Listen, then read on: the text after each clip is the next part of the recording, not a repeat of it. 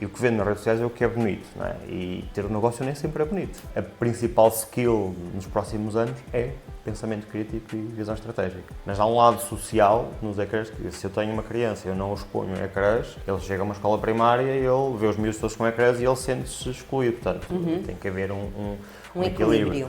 Tenho fraturas. Não, mas eu acho que faz parte. Tu caíres, esfolar o joelho, é óbvio que não vamos aqui entrar em coisas muito dramáticas, não é? Mas... Bem-vindos a mais um episódio do nosso podcast, Os Génios do Amanhã. Imagina que começas a carreira a vender videojogos, 7 anos a gerir uma loja de entretenimento digital. Depois, saltas para o imobiliário. Depois, tornou-se CEO de uma rede nacional, diretor de operações de uma das maiores redes imobiliárias do mundo. E Portugal, em menos de 2 anos, passa a ser o país com mais agências e mais consultores dessa rede em todo o mundo. Quando li isto pensei, este homem sabe qualquer coisa sobre construir equipas que os outros não sabem. E depois vi que é pai, e que tem um podcast, e que dá aulas no IPAMA. Hoje quero perceber o que é que um homem que pensa tanto em crescimento, em liderança e em pessoas ensina aos filhos sobre o futuro. Daniel Gomes, bem-vindo. Obrigado pelo convite. De nada. Estás nervoso? Não. Foi boa a apresentação? Disse alguma coisa que não devia? Não, é sempre estranho ouvir falar sobre nós, é aquele lado, gosto, normalmente, como disseste, estou do outro lado, é um bocadinho mais fácil, às vezes, do que estar deste. É, não é? É. Também acho, concordo. Olha, Daniel, 7 anos a vender videojogos e depois imobiliário, isso não é assim um caminho muito óbvio, não é? O que é que te aconteceu pelo meio? Sim, de óbvio, podemos dizer que não tem nada, que era a introdução no mundo dos videojogos, que surge quando eu estava a estudar. Comecei num regime, na realidade, de part-time. Sou natural de Viseu e foi lá que tudo começou. E como fui sempre uma pessoa que gostou de depender dele próprio, desde muito jovem comecei a trabalhar nas férias de verão para ganhar o meu dinheiro, para as minhas coisas. A determinada altura, depois de ter entrado no curso de Engenharia Informática no Instituto Politécnico de Viseu, decidi que estava na altura de começar a suportar-me a mim próprio e que tinha a ambição ainda muito jovem de sair de casa, de ter o meu próprio espaço, etc. E surgiu essa possibilidade então de ingressar no mundo dos videojogos, que era naturalmente uma área de sonho para uma pessoa com 19 anos à altura e a estudar engenharia informática. Na realidade foi muito interessante porque foi uma empresa que era uma multinacional, que estava em grande crescimento em Portugal e no mundo e permitia um crescimento de carreira muito rápido, então rapidamente eu consegui crescer dentro da empresa e levou-me aqui até uma tomada de decisão que é enverdar pela área de estudos ou manter-me na empresa e tendo em conta as condições que tinha à altura e toda a margem de progressão que teria, efetivamente o permanecer na empresa foi a decisão que eu tomei e que na realidade já começava a perceber hoje em dia de uma forma mais clara, se alinhava mais com aquilo que era as minhas soft skills do que propriamente ir para uma sala programar, que era o caminho que eu iria em verdade seguir a via académica ou o percurso profissional que tinha escolhido. Entretanto, como todos nós sabemos, em Portugal existiu uma crise profunda, em 2010, 2011 foi quando nos afetou mais, a empresa começou a ter dificuldades, vendeu as operações em Portugal, a uma sociedade que rapidamente não conseguiu não só levar as coisas em diante, como conseguiu efetivamente terminar as coisas, e eu vi-me numa altura sem trabalho, com salários em atraso, um percurso um bocadinho diferente, e então o imobiliário surge exatamente nessa fase,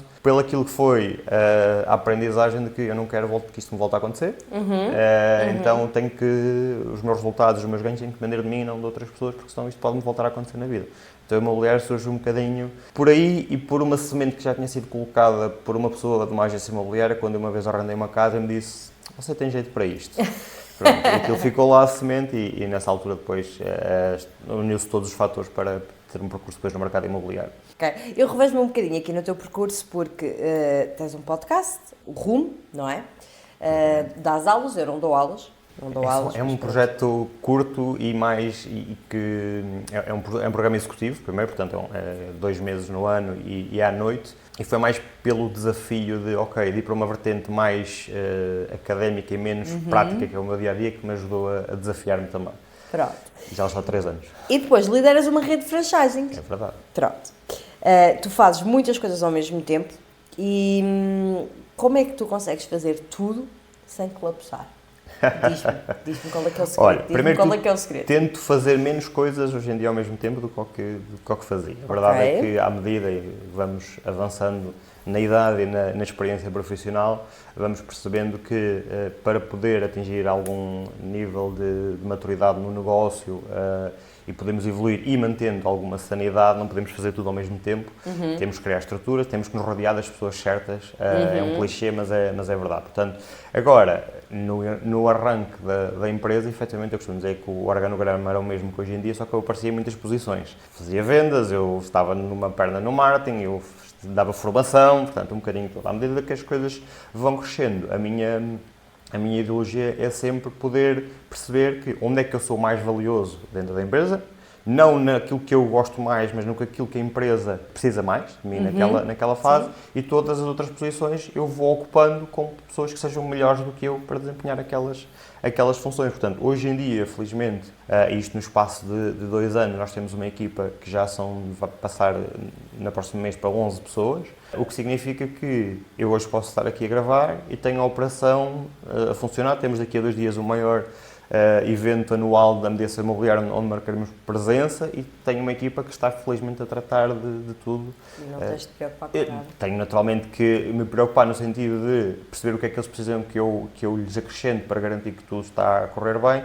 mas não tenho que estar, por exemplo, do ponto de vista de marketing, a recolher orçamentos nem nada do género, porque tenho pessoas que são melhores do que eu a fazer isso. Portanto, e a única forma que existe de poder fazer várias coisas, como disseste, está exatamente no equilíbrio, de poder primeiro escolher as batalhas, porque, por exemplo, o podcast que eu tenho, que já está agora a fazer 2 anos, é um podcast que estava na minha cabeça há muito mais tempo, mas não era a altura certa por tudo o que estava a acontecer. Surgiu a altura certa, surgiu as condições, não era a altura certa, mas ok, estava na altura, fazia sentido. E posso dizer que ainda assim, ao longo destes 2 anos, há momentos em que nós fazemos pausas porque entre determinados focos que precisamos dentro da empresa ou o podcast, há um nível de prioridade muito claro.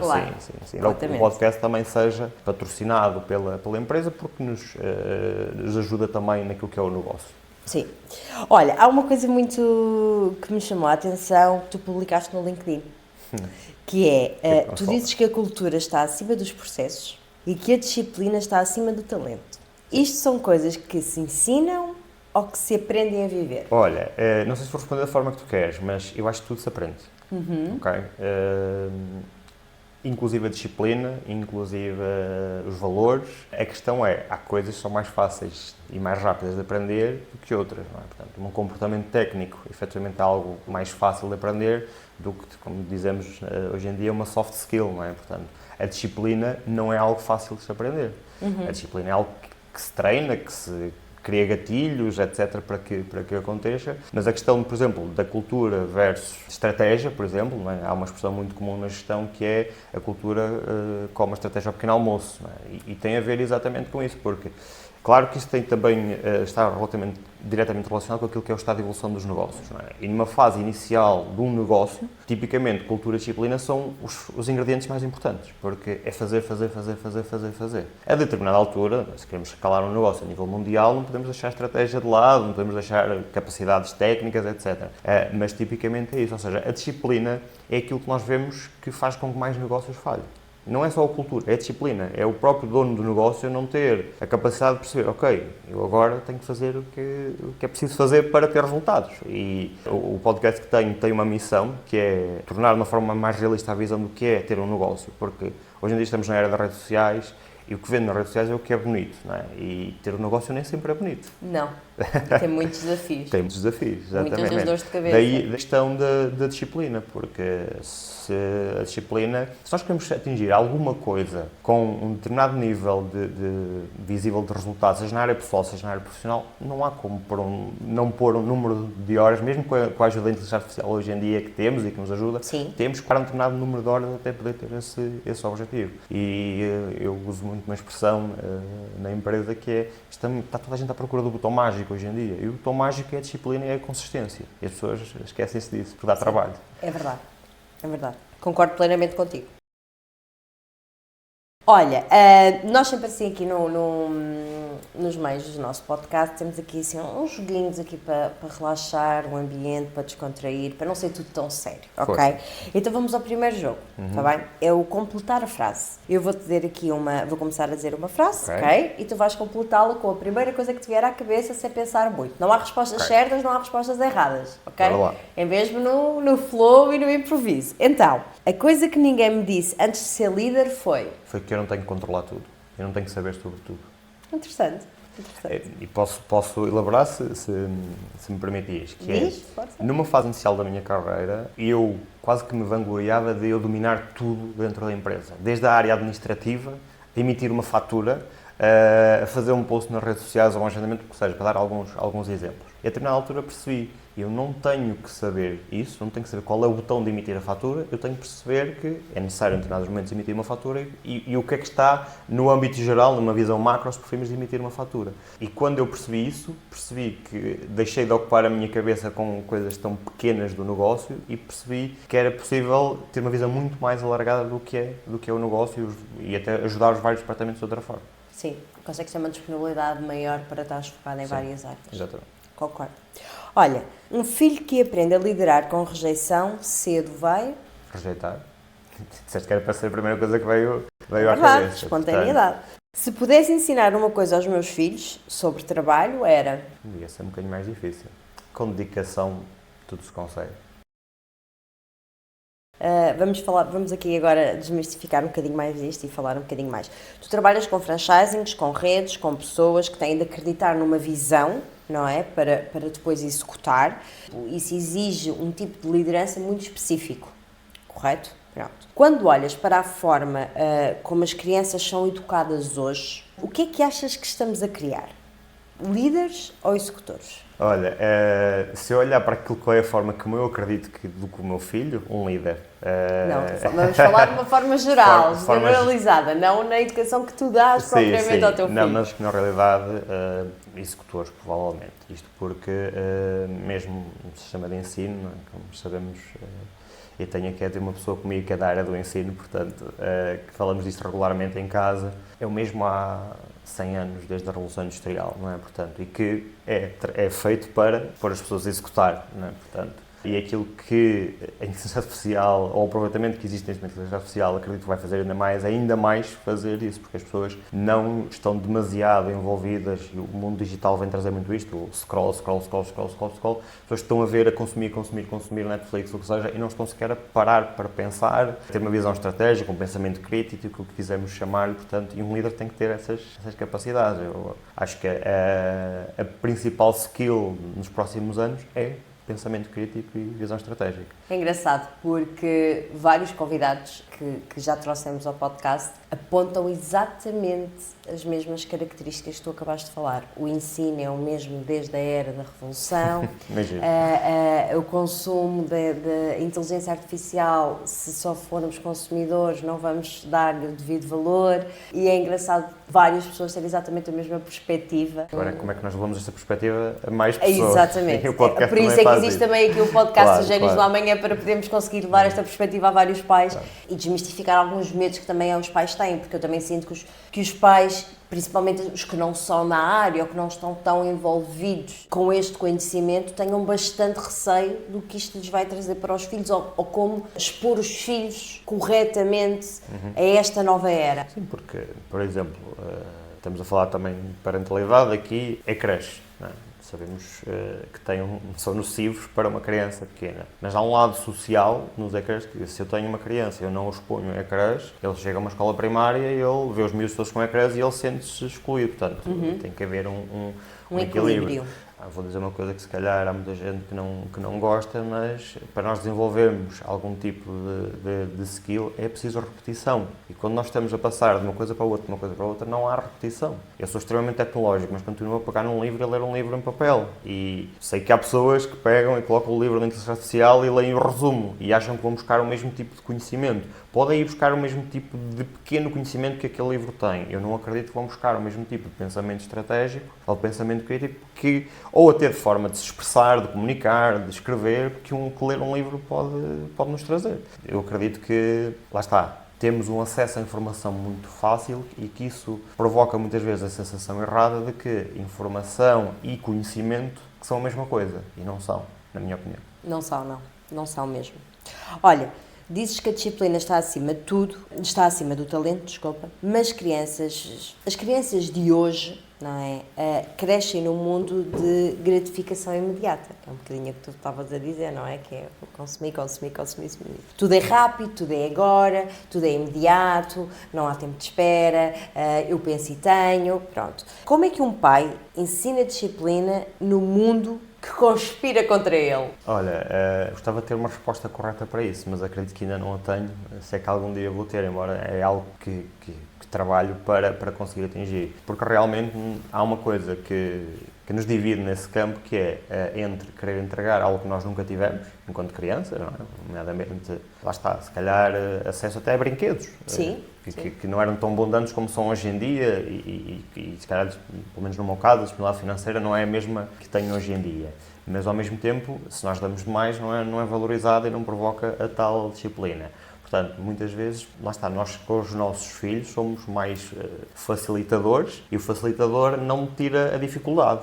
O facilitador ajuda ou dá dicas ou conduz a ultrapassar essa dificuldade. E, felizmente, volto a dizer, tenho uma pessoa ao meu lado que era da pedagogia, que me ensinou muito isto, porque eu era aquela pessoa, enquanto pai no início, que se o meu filho está prestes a cair, eu vou ponho a mão e não o deixo cair, obviamente cair sem se magoar, não é? Não é o que provavelmente deve acontecer. Ele deve cair para perceber o que é que fez e corrigir da vez seguinte e fazer de uma forma melhor. E eu próprio tive que treinar isso e, na realidade, há um paralelismo direto com as equipas, porque nós vamos e fazemos, eles nunca ganham autonomia. Sim. E nunca, portanto, há aqui esta semelhança. A disciplina vem de um termo que hoje em dia está muito na moda, que é a resiliência do fazer, errar e perceber que a seguir eu faço e estou a melhorar, e também do reforço positivo, e é aí que eu acho que entra também, entramos nós enquanto pais, que é, ok, agora já conseguiste fazer melhor do que conseguiste há pouco, e aí eles percebem que, ok, a primeira não é certa, a segunda é um bocadinho melhor, a terceira, e vai ficando, e o perfeito nunca existe, mas vai acontecendo. Eu gosto muito de uma frase que diz que o treino não torna as coisas perfeitas, torna as coisas permanentes. Eu treino, mas nós estamos numa cultura de futebol em Portugal, não é? E ouço muito aquela expressão de como é que ele treina aquilo tanto e falha tanto, não é? Todos nós já ouvimos esta expressão para quem já assistiu a um jogo de futebol entre amigos. Mas o treino não torna perfeito, o treino torna permanente, faz com que ele passe a ter aquela capacidade, não quer dizer que aquela capacidade esteja sempre a ser executada a 100%. E o treinar a disciplina, eu acho que é isso, nós percebemos que é normalizar o erro, e nós em Portugal temos uma cultura que penaliza muito o erro, mas é normalizar o erro, perceber que o erro é comum e que nos leva a aprender. E quando nós percebemos, ok, o erro é comum, ok, faz com que eu não desista, porque a disciplina é isso, eu na primeira dificuldade eu desisto. Nenhum de nós tem todos os dias que levanta da cama a capacidade de se levantar motivado e bora, vamos fazer tudo acontecer hoje. Não, mas a disciplina depois permite-nos fazer isto. Uns dias melhor, outros dias pior, mas é isso que nos permite fazer. Se nós estamos a colocar uma criança com todas as facilidades do mundo, ele não está a criar esse nível de resiliência e disciplina depois necessário. É verdade. E eu acho que os pais hoje em dia também tentam, inconscientemente, pensam que estão a proteger, mas na realidade estão a criar crianças que não sabem errar e não sabem lidar com a frustração. E isso é muito importante, elas serem expostas a isso, porque se é difícil quando elas são crianças, quando forem maiores vai ser ainda mais difícil, porque a vida não é fácil. Recentemente estava a consultar um estudo, ou a ver alguém a falar sobre um estudo assim que dizia que nós temos um nível de fraturas de ossos mais baixo dos últimos 40 ou 50 anos, não lembro. E à primeira nós pensamos, que bom, significa que as crianças estão menos expostas. A interpretação era essa, portanto, logo por aí também conseguimos perceber que estamos, se calhar, a proteger demasiado as crianças. Claro que eu não quero que as crianças tenham fraturas. Não, mas eu acho que faz parte. Tu caíres, esfolar o joelho, é óbvio que não vamos aqui entrar em coisas muito dramáticas, não é? Mas partir o braço porque subiste ao escorrega e depois caíste do escorrega para baixo. Mas é mau, é péssimo para um pai depois também ter que lidar com isso. Eu já tive episódios também desagradáveis com o meu filho, não é? Mas faz parte. E são coisas que ele, algumas ainda se recorda e diz, eu não posso fazer porque vou ter que ter mais atenção a fazer porque de alguma forma ensinou-lhe uma lição, não é? Se foi a forma mais fácil, a mais correta, não sei, se calhar não, teve que sofrer um pouco, mas Faz parte. A vida é uma balança. É e isso. entre ele ter tido esse episódio, mas ter explorado o mundo inteiro e ter ganho algumas capacidades ou ter estado parado numa cadeira e os ossos até, isso podíamos ir para esse caminho, mas até ficam mais fracos se nós estivermos sentados, se estivermos expostos, portanto, se calhar no futuro ia ser muito pior para ele. Por isso eu acho que tem que haver exatamente como tu disseste, um equilíbrio. Sim. Nem demasiado ao mar, nem demasiado à terra, como se costuma dizer. Olha, vendeste jogos durante 7 anos e hoje as crianças vivem dentro dos ecrãs de jogos, de redes sociais, de inteligência artificial também, tudo isto. Tens alguma perspectiva única sobre isso? Porque viste a indústria por dentro? O que é que achas que os pais estão a ver mal quando olham para a relação dos filhos com a tecnologia?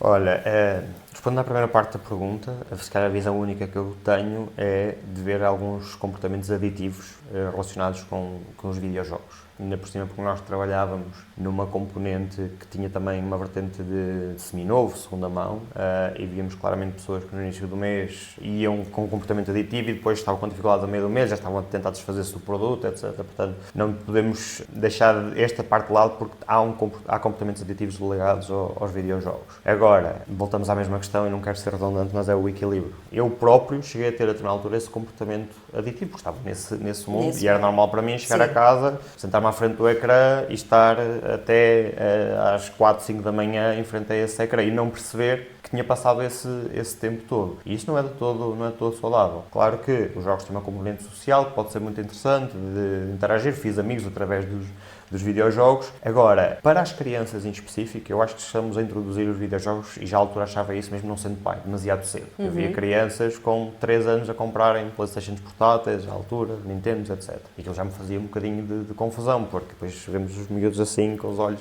muito, muito próximos dos ecrãs e com vias muito cedo, etc.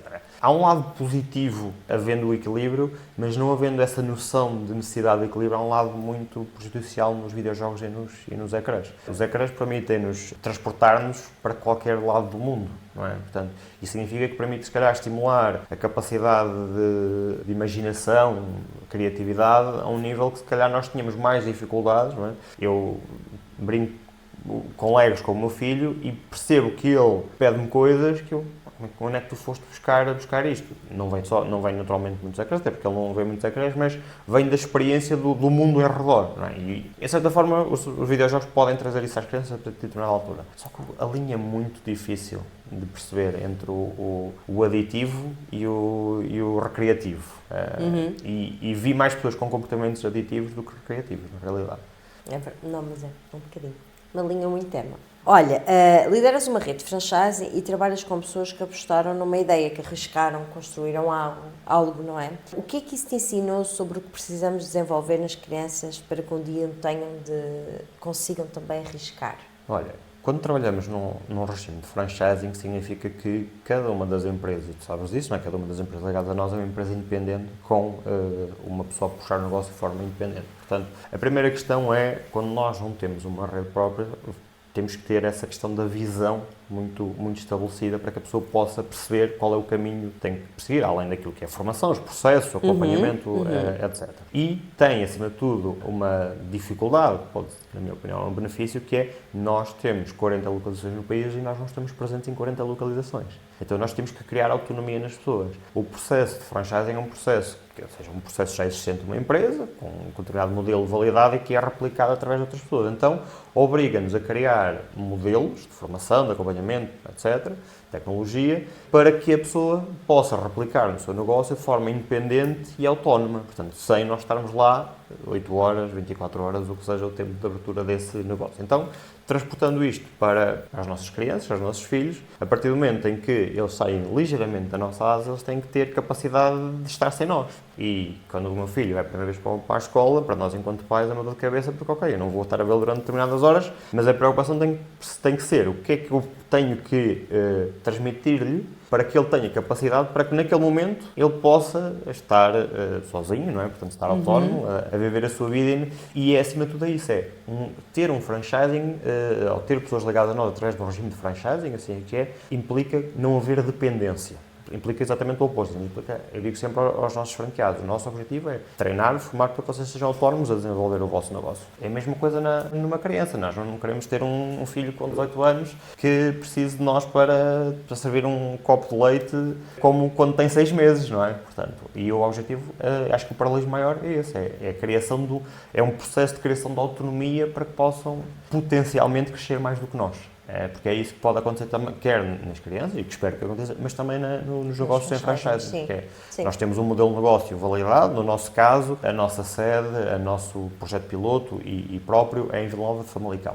Tem uma cota de mercado enorme, tem um nível de transações e faturação e processos muito acima da média do mercado, mas não deixa de estar em Famalicão. Significa que se um franqueado nosso, e no caso da mediação imobiliária especificamente, falo de Vila Nova de Famalicão, porque tem um valor médio, vamos supor, à data de hoje, 270 mil euros. Ora, se eu transpor o mesmo processo, o mesmo negócio para Lisboa, para o Porto, esse valor duplica. Portanto, logo por aí, o franqueado tem capacidade de crescer mais do que eu, e é isso que eu quero. É que ele possa replicar o processo e crescer mais que eu, porque eu também vou aprender com ele. Isso depois também vai acontecer com os nossos filhos, não é? Exatamente. Certeza que te acontece a ti, a mim acontece-me a mim imenso. Aliás, acho que a maior formação de liderança foi ter sido pai. Sim. Porque a partir daquele momento passa realmente a estar em nós aquele reflexo que é primeiro eles, depois nós. Não é? E um líder tem que ser isso também. Sim. Mas dá uma perspectiva diferente quando passamos a ser pais. Acho que sim. Acho que nos torna também mais... Não é que nós sejamos anos, mas acho que nos torna mais empáticos também com o outro e aceitamos melhor, às vezes, quando uma falha ocorre ou quando alguém está a ter um problema, porque ficamos um bocadinho mais moles, como se costuma dizer. Pelo menos eu senti isso, eu também senti isso. Olha, vamos aqui para mais uma dinâmica aqui de um jogo e estamos mesmo a terminar também. Esta é a verdade ou mito? Ok? Então eu vou-te dar aqui algumas afirmações, tu vais-me dizer se são verdades ou se são mitos e justificas porquê. Ok. Ok? Então, as crianças que aprendem a lidar com o fracasso cedo tornam-se adultos mais resilientes. Verdade. Sem dúvida, não é? Acho que não é preciso justificar Falamos aqui há nada. pouco da questão do erro e como demonizamos o erro. Sim. E em determinadas culturas no mundo, culturas que são muito mais conhecidas pelo empreendedorismo, o erro é super valorizado. Portanto. Sim, é verdade. Em Portugal ensinamos as crianças a não errar em vez de ensinar a aprender com os erros. É verdade. Acabei de falar Acabamos disso, de falar disso sobre mesmo. isso bem de propósito. E a prova disso é a questão de todos queremos que as notas sejam 100% em todas as disciplinas e quando não é, o que é que acontece? O que é que os nossos pais faziam? Era...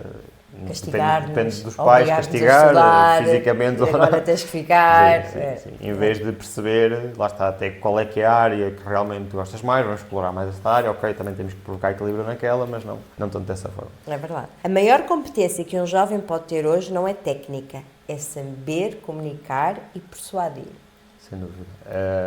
Aliás, a competência técnica cada vez mais, depende das áreas que estamos a falar, naturalmente, passa a ser desenvolvida por áreas tecnológicas, não é? Portanto, aquilo que era uma área como a programação, que achávamos que era um futuro que nunca iria deixar de existir, hoje em dia vemos as coisas um bocadinho diferentes. E a verdade é que vão continuar a existir programadores, usando esse exemplo, mas se calhar em menos capacidade. Então, os que vão conseguir, se calhar, prosseguirem mais, são os que conseguem pensar melhor. E daí a questão do talento e da necessidade do talento.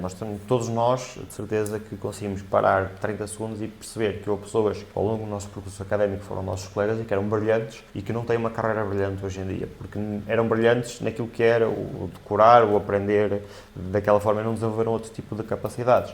E eu, pelo menos na minha experiência, que é uma amostra pequena em relação a todo o mundo, mas quando eu vejo, principalmente na parte do ensino superior, as pessoas que mais resultados têm hoje em dia são pessoas que desenvolveram outro tipo de atividades enquanto presentes no mundo académico, seja tunas, seja praxes académicas, seja desporto, etc. Portanto, vou por-lhes dar outros soft skills. Provavelmente, é a interpretação que eu faço, tendo em conta a minha amostra que é muito curta, mas a verdade é que cada vez mais nós percebemos, por exemplo, quando vamos para um universo como os Estados Unidos, que tem isso muito enraizado, que já existia por parte das empresas, quando selecionam um candidato, perceber se ele fez voluntariado, o que é que ele fez em termos de atividades extracurriculares e não só a nota.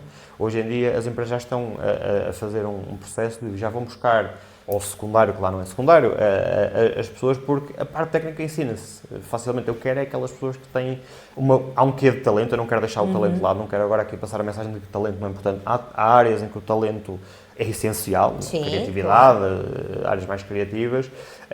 A questão é que nós achamos que o talento é o único fator de ingrediente numa fórmula que é o atingir algum nível de sucesso.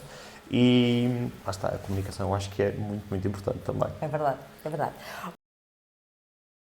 Olha, Daniel, estamos aqui a terminar e com todo o teu background, sendo pai, estando na área também dos franchising, com tudo que tens um podcast também, na área dos videojogos, tudo o que tu já fizeste, todo aqui o teu percurso, se tu pudesses deixar uma mensagem aos pais e aos educadores de hoje, o que é que tu lhes dirias? Isso é uma pergunta um bocadinho mais filosófica, quase.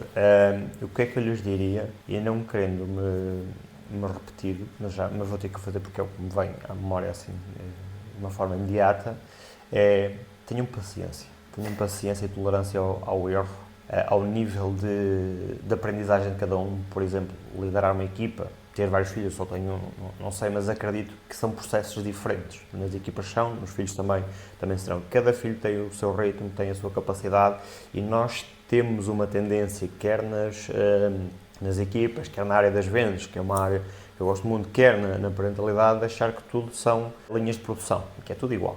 Não é. Okay. Se eu estou a liderar uma pessoa que tem um determinado perfil, seja técnico, seja comportamental, eu tenho que me comportar de determinada forma e tenho que, se calhar, perceber que ele tem um ritmo de aprendizagem, que está tudo certo, não quer dizer que ele não chega ao mesmo caminho que outra pessoa. Então eu tenho que ter uma capacidade de tolerar esse nível de... Tolerar, se calhar não é a melhor expressão, mas perceber esse nível de aprendizagem, tolerar o erro. Eu, durante muitos anos, cometi essa gafe de ser muito intolerante ao erro. E achar que, e é o maior erro, se calhar, ainda é este, é achar que toda a gente tem que fazer como eu faço. E depois percebi que isso não é execuível, ninguém vai fazer igualmente, ninguém tem exatamente a mesma experiência que eu, e há pessoas que até vão fazer melhor do que eu. E hoje em dia, quando estou a falar com os nossos franqueados, que são empresários independentes e que eu tento passar estas aprendizagens, eu percebo uma coisa, que é: pode haver alguém que está a entrar na minha empresa e que não vai fazer aquilo que eu faço a 100%, porque é impossível, porque ela está a acabar de entrar, precisa de um processo de formação, integração e de experiência para fazer aquilo. Mas se ela fizer a 70%, vai-me libertar 100% do meu tempo daquela tarefa que permite-me dedicar a outra coisa. E se eu, em vez de uma, tiver duas pessoas, já são 140%, porque são 70 mais 70, portanto, até tem mais capacidade do que eu sozinho. Portanto, eu diria, em forma resumida, que é isto: individualizar os processos. Cada pessoa é uma pessoa e não somos máquinas nem fábricas de filhos ou de pessoas dentro das nossas empresas. Permitir a tolerância ao erro, porque as pessoas vão errar e é isso que vai ajudar as pessoas a evoluir, e perceber que não fazer igual a nós é difícil, mas pode ser uma grande vantagem dentro das nossas casas ou dentro das nossas empresas. Daniel, antes de deixar ir, nós temos duas perguntas de assinatura do nosso podcast que fazemos a todos os convidados. Okay? Vou fazê-las a ti. Primeiro, o que são para ti os génios do amanhã? Olha, são pessoas que estão a desenvolver o que eu já disse, o pensamento crítico e a visão estratégica, e a desenvolver, porque é uma das coisas menos desenvolvidas na nossa sociedade e que depois mais à frente traz algumas repercussões, algum desenvolvimento que podemos chamar de inteligência emocional, o que quisermos chamar, porque lá está, a disciplina, a resiliência, vem também da capacidade que nós temos de nos conhecer, de liderar com o desafio, etc. Portanto, acho que é das coisas mais importantes de um líder desenvolver, das pessoas de forma geral desenvolver também. Ok. E a última pergunta: o que é que a inteligência artificial nunca poderá fazer por ti? Estar aqui sentado a falar contigo, a passar as minhas experiências, porque ela não vive experiências. É verdade. Então, acho que é isso.